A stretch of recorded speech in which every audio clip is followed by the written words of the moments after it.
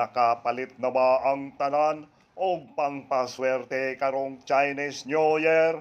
Karong 2026 Chinese New Year, Year of the Fire Horse, may mga lucky charms at pingsoy item na tradisyonal nga pwede nato mapalit para maka-attract og swerte, kwarta, proteksyon o sa maayong panglawas kauban ang atong mga pinalangga sa kinabuhi.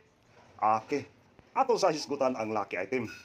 Tradition, simbolo or celebration lang na ay parehas nga prinsipyo nga ginatudlo sa daghang faith teaching.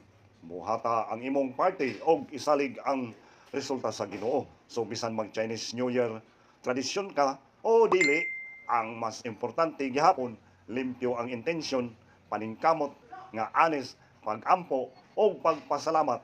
Mao gyud na ang mas lig-on nga swerte kaysa bisan unsa nga charm. O di ba?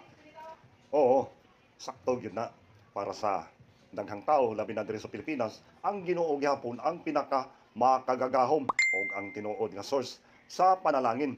Ang ubang traditions sama sa pingsoy o lucky symbols para sa uban nga reminders sa possibility pag-organize sa environment, cultural practice, pero dili sila kapuli sa Ginoo.